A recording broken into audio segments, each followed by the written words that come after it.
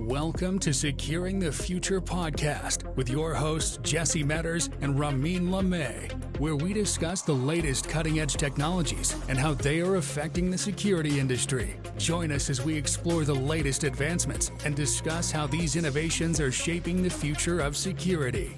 With Jesse, a skilled recruiter, and Ramin, a seasoned security leader, this is the show where industry expertise meets in-depth discussions.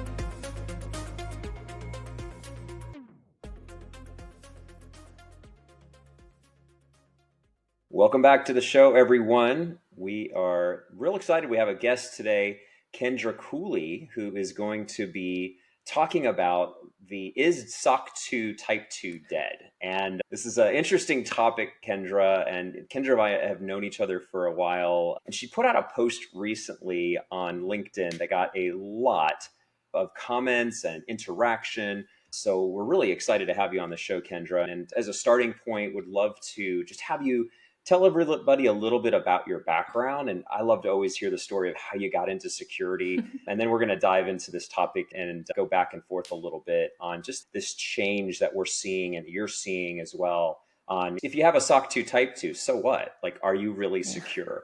No. So yeah, love to hear you tell just the folks that listening a little bit about your background.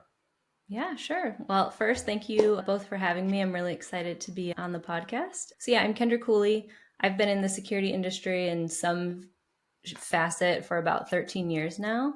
And I got my start as an administrative assistant working for a large insurance company in Michigan, which is where I'm from. And I joined as the administrative assistant to a VP of information security. And so during that time, I remember so vividly sitting in my first risk meeting, hearing all of these crazy terms being thrown at me. And I'm so glad I had a voice recorder because I had to go back and listen to that like 15 times in order to type up the meeting minutes for that. But, over the period of time that I was there, I had the opportunity to start shadowing some of the other folks on the security team. And there was one gentleman in particular that I really enjoyed what he was working on. And it was the computer forensics for the organization. And it was a lot of like misuse of company assets. So people doing things on their work machines that they shouldn't be. And I thought, hey, like maybe I should get into this. So I ended up going back to school to get a degree in computer forensics, but had zero intentions of using it for security. I actually thought I was going to try and help put like child predators away, and very quickly realized that just was not for me. And so after feeling like I had wasted about 3 years of my life, my VP that I was working for was like, hey, like, do you realize that everything that you've learned is applicable to security? Why don't you give this a shot? And I'm like, oh, like I had this vision in my head of like being in a dark hoodie in my basement, like just hacking away on a computer, like total isolation. And I'm an incredibly outgoing, like people person. So I was just like, I don't know if that's for me. And so they gave me the task of creating a security awareness program for the entire organization. And this was around the time where like the Ashley Madison hack happened and all that. So I had a lot of juicy things to talk about. And that was where it really clicked for me that at the heart of what security is people. And that has really kind of propelled me through the rest of my journey. So I've been super fortunate to work for companies like Duo Security, Webflow, MailChimp, and then most recently was Flock Safety. And I've done a number of things from like incident response and program development all the way through full scale program building of security and IT. So it's been quite a journey. And then I guess on the personal side, if you'd like me to share that, I am a new permanent resident to Canada. I've been here for about 2 years. My husband likes to say that he rescued me from the US. So I have moved from a cold climate to the coldest climate. And we got about 25 inches of snow the other day. So I'm just trying to survive. 25 inches. Oh my gosh. Being in Florida, I don't understand what that's like. Do you go outside?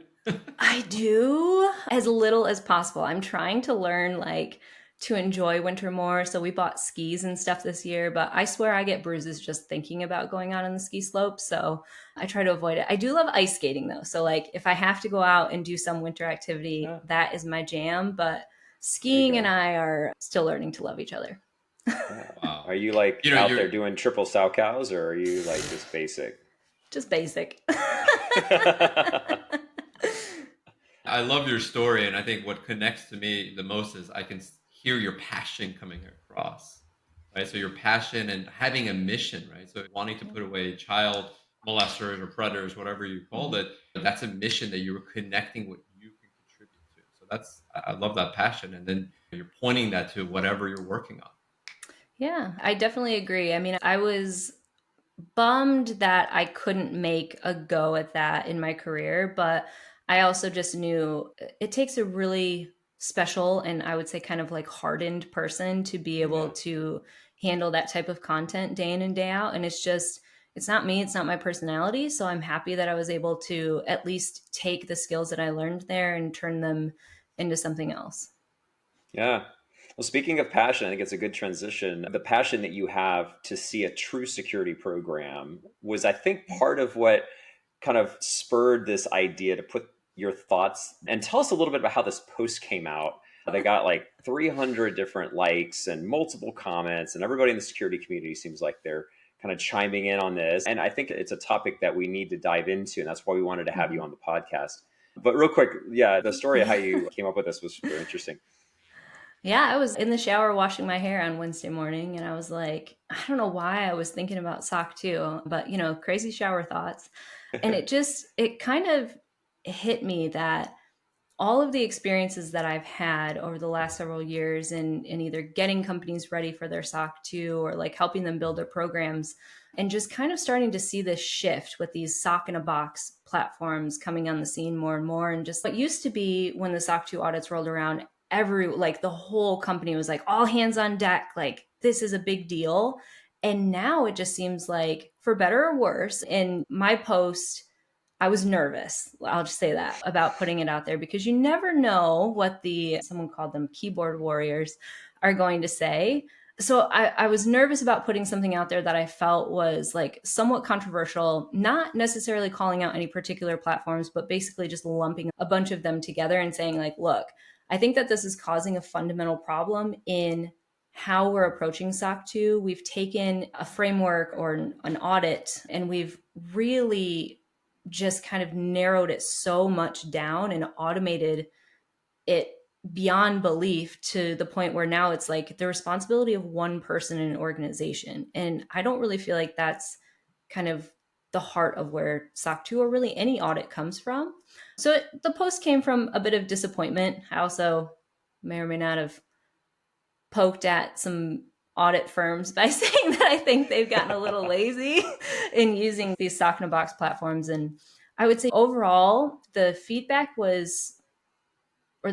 comments were pretty similar. I think there is a general just, I don't even really know the word, like distaste for this process now in our industry. So it was very interesting to see. It's interesting, Kendra. I've been learning more recently, more hands-on, and I've gone probably through somewhere around 50, 60 audits in the last 6 months where I'm looking at companies, generally small to medium size, that SOC 2 is basically all they have, right? So they might Yeah. not have an additional compliance. They might not have an actual security program. This is it for them, right? So I'm identifying that it is a baseline, Mm-hmm. right, for having a program. And this is being used more of a framework versus a byproduct of a Yep. security program, right? And the value is more to their customers than anyone else, right? Imagine all those vendor management programs out there that want to make sure their vendors, especially like in the SaaS space, are secure, right? So typically a SOC 2 report is exchanged when your clients are reaching out and saying, prove to me that you have a security program. Mm-hmm. They might also add a SIG questionnaire on top of that, which is a general questionnaire that's asking what are some of your key controls. But it's kind of a checkbox exercise at this point, right? It no longer, I think, has the value that I think, to your point, was maybe originally intended, has now very much become a compliance exercise, and it's a minimum standard that your clients are looking for. And I will tell you, it is a minimum baseline, and companies that don't have it are worse off than companies that do have it. Now, does it mean that's where you should stop? stop in terms of what you're trying to achieve in terms of a security program? I would say no, right? Mhm. What are your thoughts there?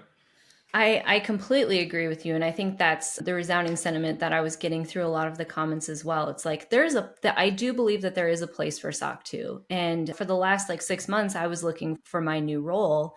And one of the places that I was going was through like the Y Combinator list of companies and just kind of like poking around and seeing what new companies were popping up in the startup space. And I was absolutely astounded at the number of companies that I was clicking on that were very much in their infancy, like barely had seed funding or Series A funding, and they were SOC 2 compliant. And I'm like, this is really interesting. But then you go and you looked at like their linking company profiles and you search for security. They don't have a security practitioner on staff. And so there is definitely an understanding in our industry that the SOC 2 is basically like your ticket to even get a conversation with that organization. Yeah, I think that's well captured. Yeah, I think it's interesting when a lot of the clients that I've worked with are typically software companies, like where Kendra's really spent most of her time. And typically we would get to this point of a search for a first time head of security. And here's a couple of the reasons, right? Like we're getting just tons of questions from our new clients because we've moved to B, or our new client base is much more strict on security requirements. And so we've got to go through SOC 2 Type 2, right? Like we're working on that. And that used to be kind of like the goal almost like, well, let's just get this done and then we're good. And we'll have a security leader come in and build a small program around it, or hire a security leader and then outsource to managed services, which I'm seeing, unfortunately, to be a much more common move for a lot of smaller companies that just can't afford to build their own teams right now. I think a lot of it's budget driven. But what do you think is the future? I guess that's for both of you guys. Like, what do you think is going to be the future here? Because obviously the landscape is becoming more and more complex, but the breaches typically are still happening from human error, right? For the most part, it's a lot of just bringing everybody on board, ensuring that the whole company has a better understanding of what it means to understand cybersecurity. So what are your thoughts on like certifications like this? Is it really going to be valid in the future? What needs to happen with these kinds of organizations to align to true security standards? It's a great question. I have kind of two schools of thought there. So for a little bit of background, the last two companies that I joined as security hire number one, their driving force for bringing in a security professional was they wanted SOC 2 Type 2. They were going after the enterprise space, and they knew that that was, as I said before, kind of their ticket in the door to even be considered by customers. And I'm very happy that the two organizations that I joined thought enough to bring in a security professional to help them through that, versus where I think the industry is going now, which is we have so many of these SOC-in-a-box solutions that are literally saying get SOC 2 compliant in 3 days. There's no need. There's no need for people like me anymore. If that's their ticket in the door and that's all that your customers are looking at is making sure that you have a clean SOC report. And a lot of the things that people were bringing up in comments too, it's like almost like pay to play now. You can pay an auditor to get a nice stamped report and then you're good, right? Like who is actually further digging in?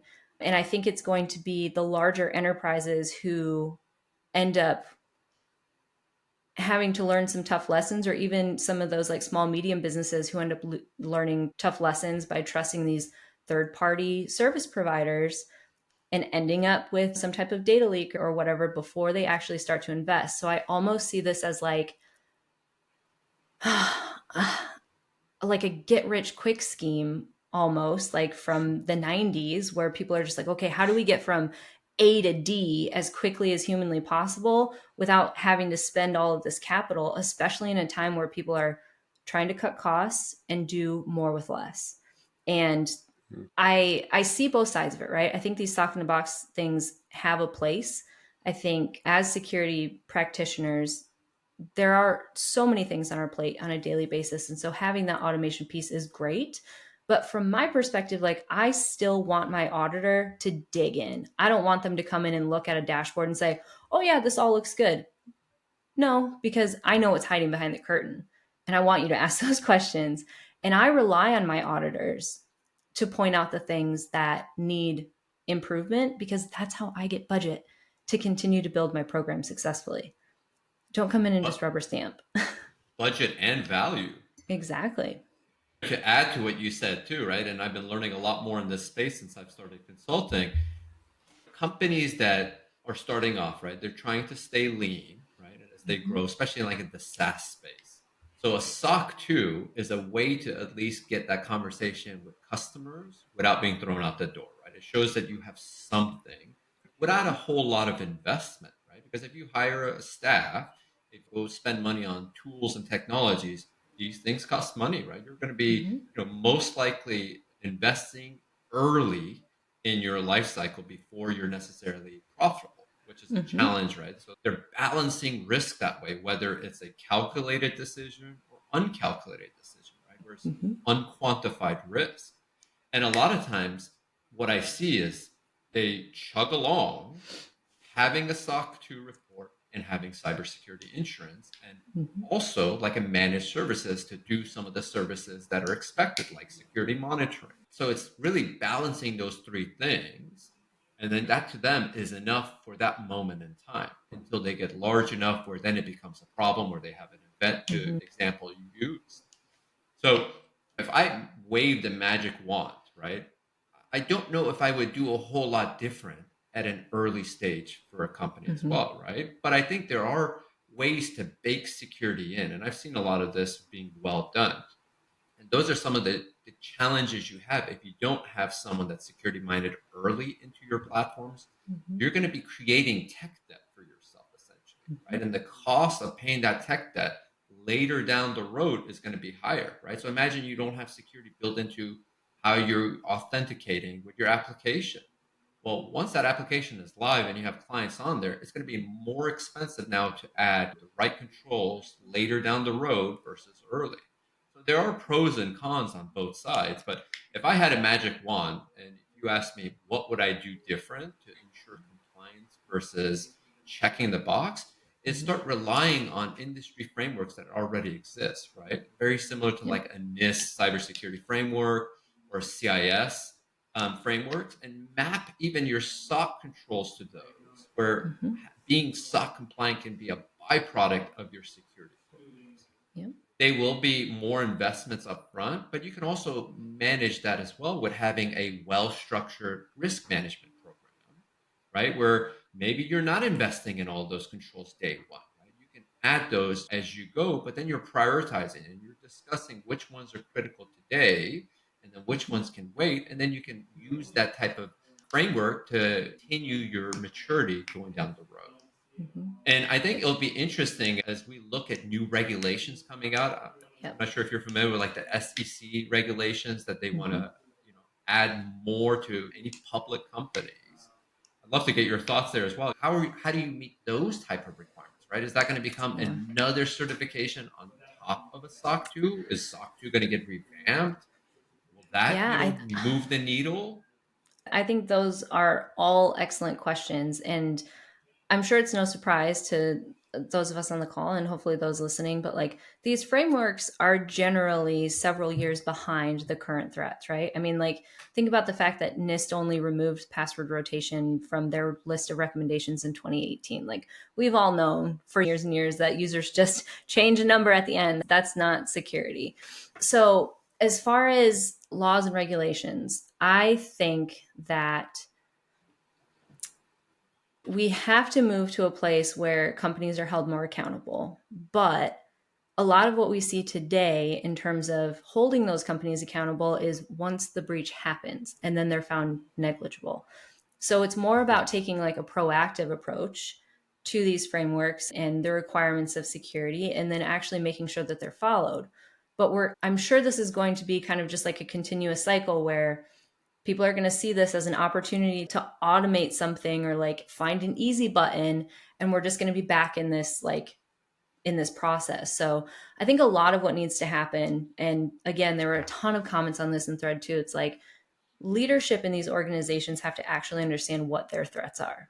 And they have to build a risk management program that meets those. And then we as users of these third-party services have to actually take the time to do our due diligence and understand fully what data they touch, what purpose they're providing. Is it a critical vendor to our business? And assess that way.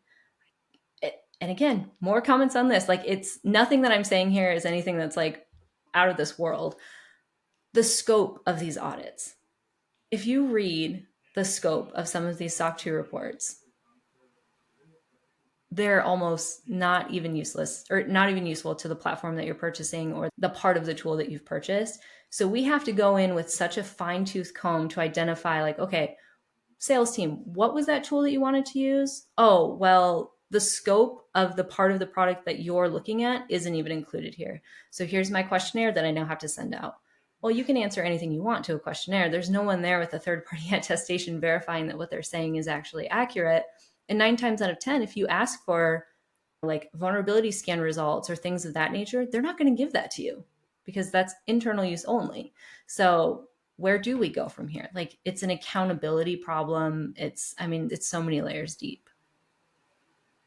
Yeah, it's a discipline problem, I think, as well. I think with the evolution of generative AI, what has that also done? It's caused us to think, oh, we can automate this away. We can automate this and get all of the results and not have to do the work. Yeah, I love your analogy of going back to like the 90s get rich quick schemes. It's like, oh, well, all you got to do is sponsor like 10 people and they do this and I make millions of dollars and I don't have to work anymore. And this is coming from someone who was in a network marketing business for a number of years. But yeah, it's like, this is kind of what we're seeing as far as a mentality shift. So human behavior is really what affects everything in technology, I feel like, right? Because like, it's all about the user using it and the one who's developing it. So you've got a couple interesting problems. You've got a quick shift in technology that's changing the way we think and kind of getting us a little bit lazy on certain things. Then you've got the auditing firms that are kind of also stepping back a little bit. There's less discipline, there's less rigor to be able to continue to increase profits and not have to necessarily bring on folks that are going to require a higher salary maybe, or maybe the training budget goes down so they don't have to spend as much time training these people. So it's all like a ripple effect. I feel like from what I'm seeing, like as a non-technical guy, that's what I see. I don't know. What do you think is as we come back around, right? Like what would be the future predictions of what you're going to see change in this side of the industry?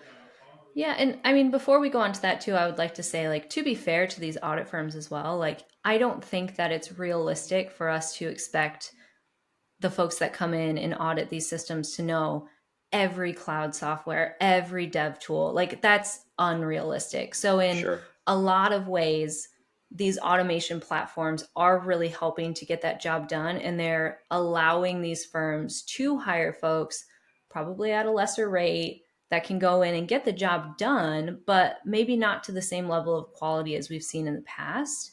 I don't know if y'all have anything you want to add to that before we move on to the next part. I would say absolutely, right? I'm in a similar space there where someone would bring me in, not to help with getting audited, but to actually check their security posture, to do an assessment based on an industry framework where I'm going deep, right? And I have that experience. I have that knowledge. I've built programs. I've ran programs. So I understand what it's like, but I'm more expensive than a typical auditor, right? So having me do an assessment versus someone that's fresh out of school and you give them a template and you give them a tool and they just go and ask these basic questions and fill it out, but you're getting, to your point, 2 different levels of quality.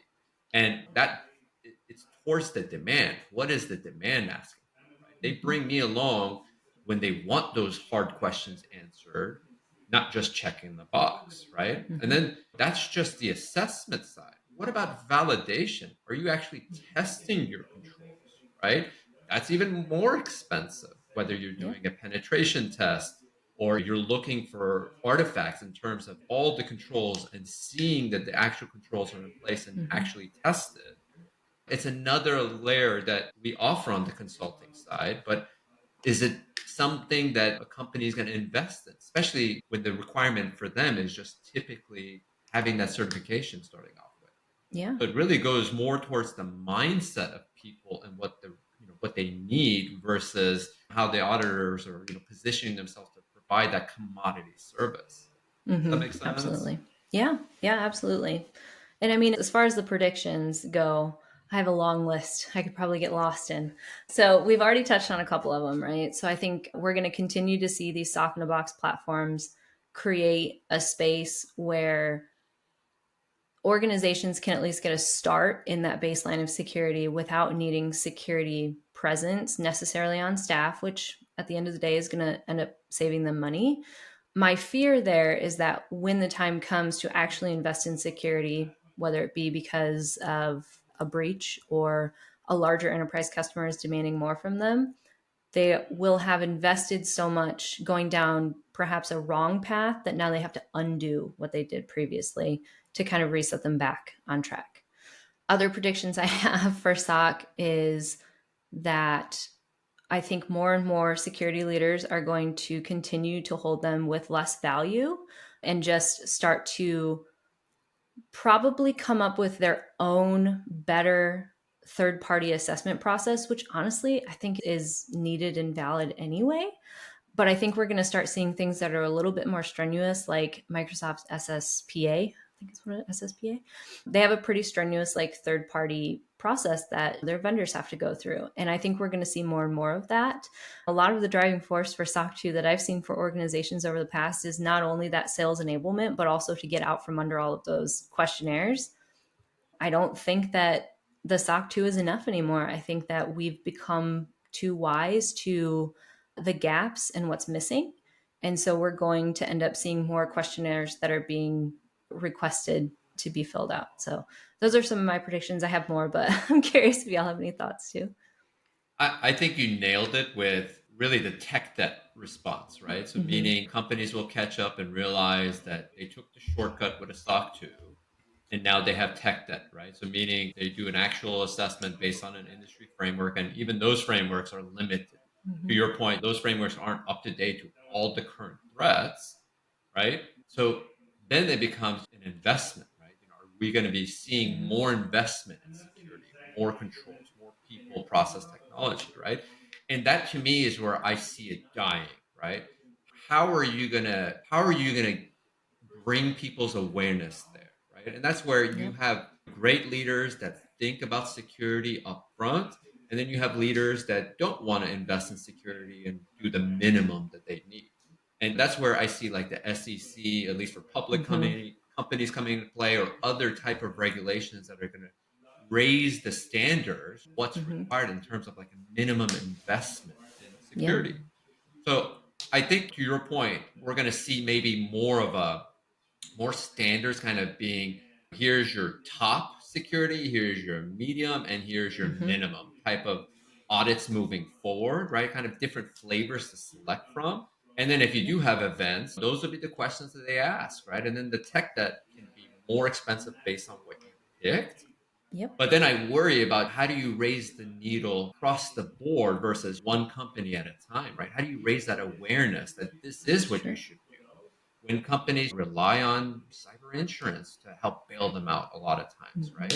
I think that's where holding people more individually accountable, I think, is going to come in, but we'll have to see how that plays out, especially for non-public companies. It's true. Yeah.